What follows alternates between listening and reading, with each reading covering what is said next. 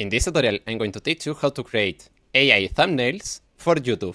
So the platform that we're going to use is Novoads AI, and actually, if you are a new user, you can try it for just $1.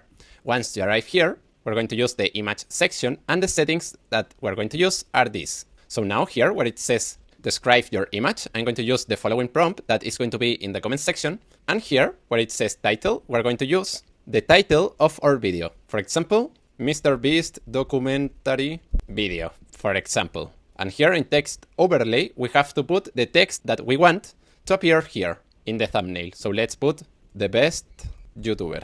So now here in reference image, we're going to erase this because I'm going to upload a reference image. So let's click here. And now let's upload the image.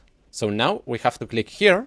And now we have to wait more or less 1 minute. Perfect. Here we have the result. And as you can see, the quality of the thumbnails are really good.